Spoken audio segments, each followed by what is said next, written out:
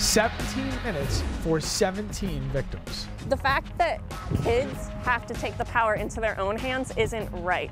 Tonight on Now, kids all across the country, including here in our state, are going to be ditching class to make a statement about gun violence. Superhero kelp. Can the green seafloor plant save the fishing industry? And I picked out, I think it was 25 bucks out of one slice of bread because I really like that bread. The greatest stories from the greatest generation. this is News Center Now.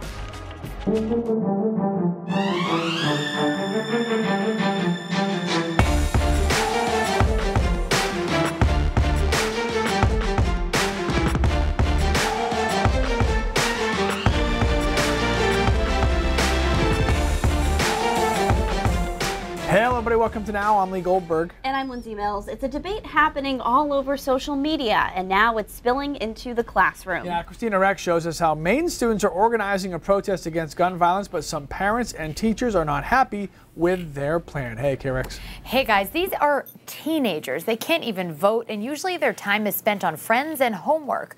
But their age isn't stopping them from taking a stand against violence in their own halls.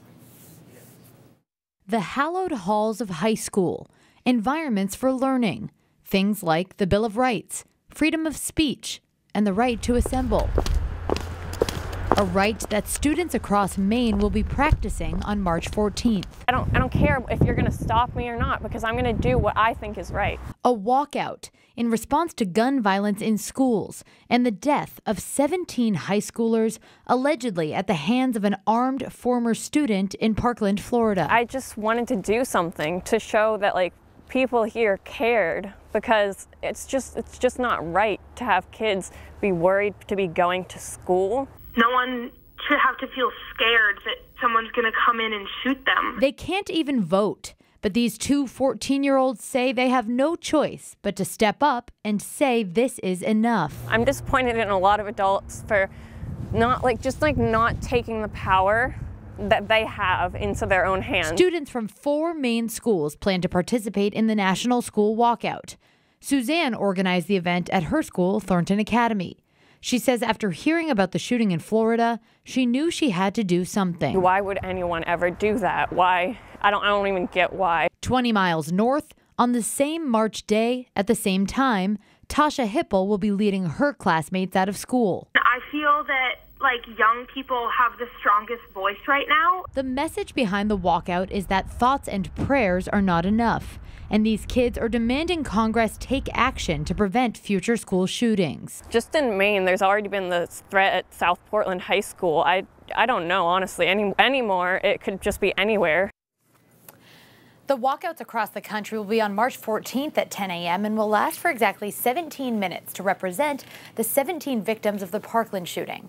Neither Tasha nor Suzanne have heard back from administration at their schools about their plans just yet. So these kids are committed to their views, and they think this is the right way to demand action. But some of the adults on Facebook aren't so sure. Martha says any student who walks out of her class will receive a failing grade and not be allowed to make up the work. But Dawn has the opposite take. She says we teach our kids to speak up when things need to be changed, so go for it. Michael is just one of the many who said kids are looking for an excuse to get out of class. Peggy says kids are doing this because the grown-ups aren't doing anything. It's not about rebellion. The kids are right, she says. Meanwhile, Tiffany says she doesn't think a walkout is the right way to make a point. She thinks students could find a more productive outlet. Guys? All right, Christina, thank you very much. Obviously, we'll be keeping an eye on that story. So, weird weather, not always a bad thing. Yeah, a lot of people looking forward to the unusually warm weather this week. Hey, Keith. What about weird weather people, though? That's usually a bad thing, right? Is that you? Typically a bad thing. Today, relatively mild, actually. Did some extra melting out there. A lot of us rid of the snow that we got on Sunday. Temperatures in the 40s right now, and some of us dropping to the 30s in Caribou and Millinocket. Some rain showers on the way. That's our warm front. You can see those showers working into New Hampshire. At the very onset of this, it could be mixed in spots in the mountains and foothills, but most of us it will be straight rain, obviously, as temperatures are a bit too warm. There's the front. There's the precipitation, so a showery night. But south of this is the warm stuff that we've been talking about for almost a week now. Take a look down towards Nashville, but more importantly in Cincinnati at 73 degrees. So that's the warm air that will invect in our direction. One more day, though, where we still see showers around on Tuesday, and it will be a split state forecast. The southern part of the state may warm up quite significantly to around 50, but the northern part of the state will stay in the 30s with some rain and snow. Guys, we'll talk about how warm we're going to get on Wednesday and then the fact that winter isn't over in just a few minutes. All right, can't wait to hear how high we could see those temps go on Wednesday. Well, the water off Maine's coast is becoming more and more acidic, and it could have a negative impact on shellfish, especially mussels, clams, oysters, things with a hard protective shell. Yeah, scientists say they've known about these problems for a long time now, and there might be a solution on Casco Bay.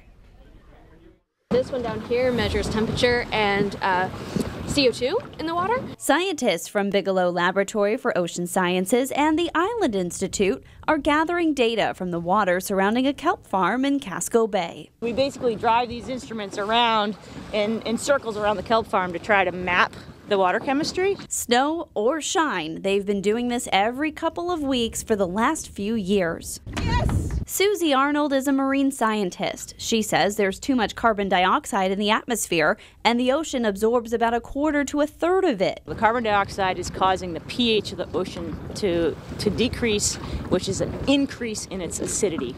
We've seen that there's negative impacts on growth and development of certain shellfish, like mussels, oysters, clams. Seaweed may be the solution. You have to think about how important forests are for air quality.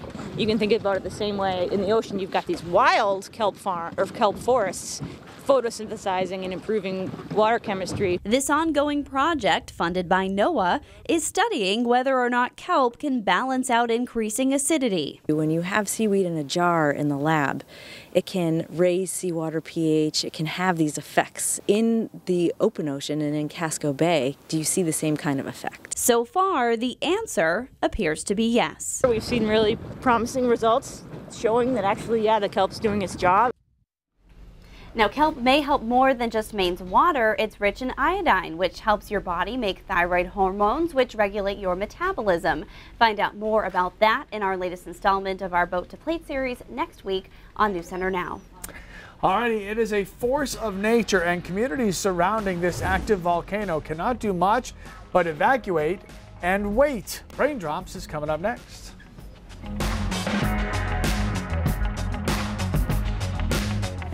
Coming up tonight on 207, join us on the ferry to Islesboro as we meet a Maine businesswoman giving back to her community. That's tonight on 207. All right, today's Raindrops. I was just double checking the name of this. Cinnabung is the name. It sounds like a mall store where they sell delicious goods. So hungry. But sounds like it smells it's good. actually a volcano in Indonesia, and this happened yesterday. Some amazing video. About 30,000 feet, the ash was ejected into the atmosphere.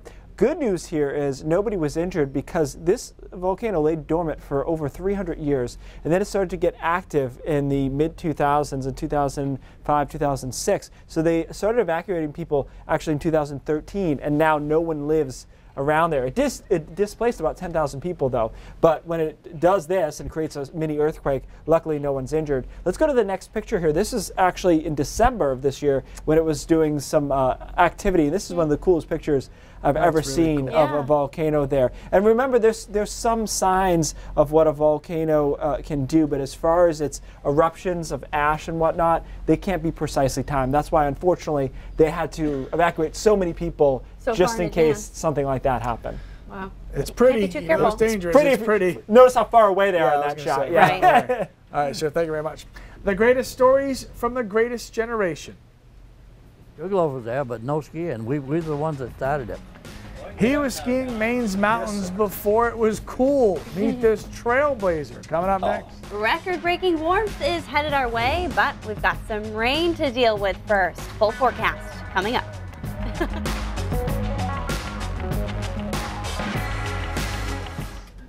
Well, have you ever noticed the older that you get in life, the better stories you have to tell? Well, we have. It's true. That's why every night this week on News Center Now, we will be featuring Mainers who have some great stories to tell from the greatest generation. Tonight, meet 92-year-old Howell McClure.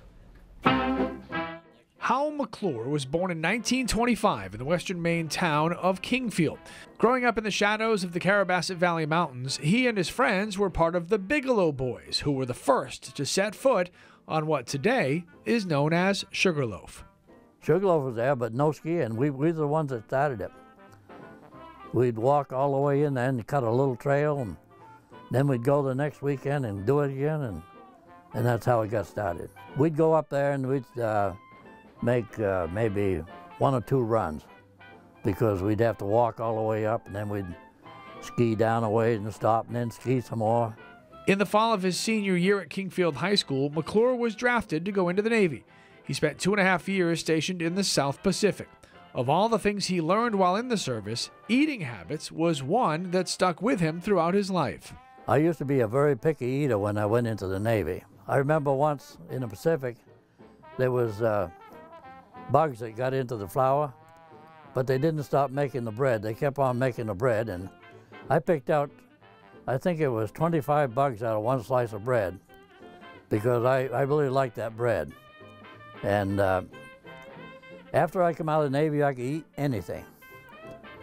I wasn't a picky eater anymore. Once out of the Navy, McClure went to watchmaker school and opened a watch shop, worked in a machine shop in Massachusetts, moved back to Kingfield to manage a wood-turning mill, and then in 1970 opened up a tree nursery, which is still in business today. This is my hobby. This is why I'm here. This is what I enjoy doing. If I wasn't doing this, why, maybe I wouldn't even want to be around. This keeps you going. That's right. This is what does it. The love of Howell's life, Wilma, passed away last April. The two met when he tagged along with a friend who was visiting her in the hospital. They had a few dates, and then a few weeks went by without any contact at all, so he had given up. And lo and behold, I got a telephone call from her, and that's how things got started. And we was married soon after, and it was 65 years. It didn't seem very long, but they were wonderful years. Alexa, what is the weather? The house that they raised their 5 children in came without any electricity or plumbing, so McClure put it all in himself. He's also been preparing for the end of his own life by building his final resting place. We built a coffin, and I got in it to have my last picture taken, and took my picture, and it is somewhere around here. Was that weird? I didn't think it was, but some people did. During McClure's 9+ decades of life, the time that stands out as his favorite is, ironically, the Great Depression of the 1930s, when Howell says things were simple. And my mother, she made our clothes with an old foot treadle Singer sewing machine, and in the summertime we'd take our shoes off and go barefoot all summer. I didn't know times were tough. It was a very nice time of life. It's all been great, but those I remember fondly. Now, tomorrow night on News Center Now, we'll hang out with 99-year-old Mary Lou Martindale, who was a Maine guide, a music teacher, and she used to sing song requests on the radio when people would call in. That is tomorrow night here on Now. Awesome. Keith, you're right. He looked awesome. He looked really good. I find it, fitting yourself for a coffin, it's like a Maine thing to do. I'll build the coffin myself. And he was like, I get people think it's creepy, but he wanted his pictures taken. He wanted to pick out his own outfit, and he's I'll take care of it. One less thing for his kids to have to think about. Exactly. You do you, man. All right, let's take a look at what we got going on outside. It was actually relatively mild today. We got to 46 in Freiburg, 41 in Bangor. We're going to blow this away in a couple of days, but 45 in Sanford as well. After starting in the single digits in a lot of places, that was a big diurnal swing from morning to afternoon. Here comes some showers, though, moving into Berlin, and a couple of mixed showers as well with a little bit of freezing rain. I think most of us is just rain, but just watch it out here over western Maine for a little freezing drizzle. This is the warm front that will bring our mild air for Wednesday as it slowly kind of drifts towards us. But it's going to take until Wednesday to really get in here. So tomorrow is a transition day in which this front is really slowly eking its way across the state. You see what's to the south of that front, though. Temperatures consistently in the 70s, even up into Cincinnati, 73, which is highly unusual for them as well. They don't have the winters like Maine does, but Cincinnati can get very cold. So 73, smashing records there, and that's the air mass on the way for us. Again, tomorrow's not a good looking day though, so showers are tonight. Showers continue tomorrow, and particularly over the central part of the state into down east, look for showers and some snow over northern Maine. Meanwhile, southern Maine, the southern fifth of the state, could be around 50 tomorrow afternoon. Front clears us as we head into Wednesday, and this is the day that will be warmest, with a little bit of sunshine thrown in for good measure on Wednesday afternoon. Now keep in mind, these high temperatures will probably be for about an hour, but still, they'll be record-breaking in most spots. 70 in Sanford, 65 in Portland, 67 in Lewiston. And then the only spots really not getting in on it are probably ones that knew this was going to happen to them to begin with. Caribou, 45. Bar Harbor and Rockland, 50 or so. It's just so hard when the water temperature's in the upper 30s to get them into the upper 60s and low 70s. But a lot of us, again, will be smashing records. To put it in perspective, the record all-time temperature in February for Portland is 64. I think we'll beat that by a degree. And then Bangor, same deal, 60, 61 is the forecast. And it's not like it's February 28th, you know, to beat a record this early in the month. But don't gloat yet, Lee. Winter's not over quite yet. Looking towards the weekend and the possibility of some snow on Sunday. So you knew this was going to happen. We'll come back to reality on Thursday and Friday temperature-wise. And it's not set in stone, obviously, what happens on Sunday. But it certainly would make sense that it would snow in February still, despite the warm-up. So there you go. I knew what was coming. It's all right. I'm okay with that. I'll take your day. Don't take the lunch break outside that day. Now on the road. We haven't done that in a while. Oh, there you go. All right. Thank you, sir. Cindy Williams coming up with what's coming up on News Center at 5:30. Hey, Cindy. Oh. Okay, I guess we're not going to have Cindy, so I'll do it. Did a principal in Scarborough resign, or was he forced out? Many parents are trying to figure out why a well-liked school administrator abruptly left his position, and they're holding the superintendent accountable. Plus, some are celebrating the mild weather, but Maine businesses that rely on the snow and ice are praying for a cold spell. Those stories and more ahead on News Center Maine at 5:30. Here's something I do know. We'll be right back.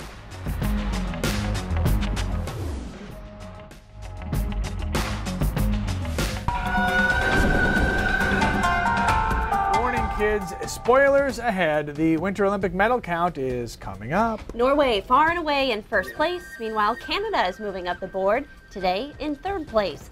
And Olympic athletes from Russia competing under the Olympic flag have knocked Team USA out of the top 5. But the U.S. could retake that spot with another medal win.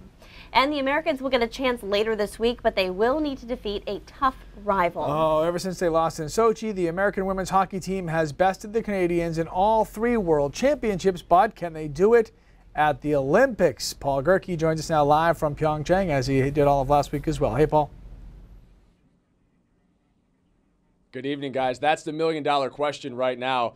Canada actually has a 5-game winning streak against the United States in Olympic competition, including the last 2 gold medal games. Last week, we were treated to what we knew would be a sneak preview of that finale, a 2-1 win for Team Canada. That was a hard-fought battle that, quite frankly, the Americans dominated at time. But can they do it when it matters? That's the question. Will the third time be the charm for Team USA?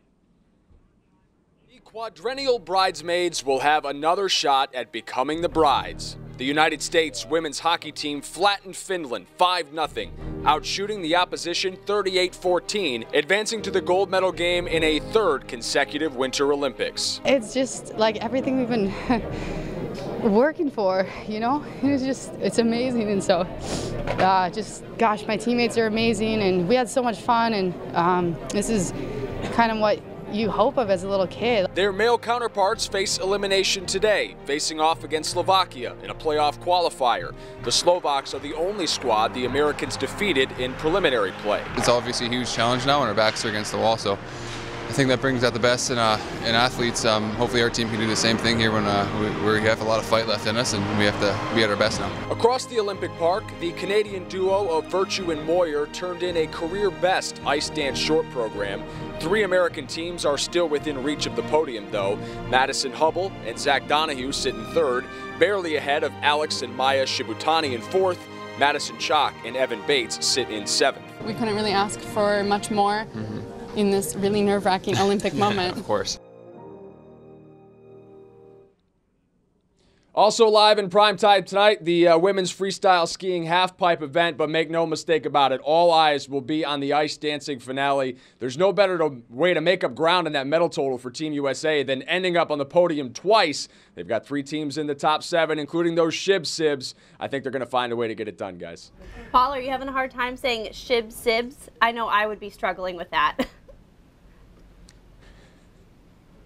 Shib-Sibs isn't that bad. Alex and Maya Shibutani is a little more of a mouthful. Shib-Sibs is a little easier. Yeah. All right, Paul, enjoy yourself out there. Thank you very much. And don't forget to, of course, join us tonight at 7:30 for the Olympic Zone with Bill Green and myself as we break down all of what's going on in the Olympics. We're starting a whole new fresh week of Olympic coverage. Week 2, and don't forget Michaela Schifrin, if you don't already know this, was supposed to ski, and she has pulled herself out of the downhill event to get herself ready for the Super Gs. We'll talk about that coming up on the Olympic Zone as well. 7:30, in case you're wondering. 7:30, and for now, my eyes are on Team USA for that Canada matchup. I was just saying on Facebook Live, I really hope that loss just a few days ago is what fuels them to be hungry to score Thursday, and win. Ready to go. All right, well, we got a couple days for that. We only have a couple of seconds for this. News Center at 5:30. It starts right now.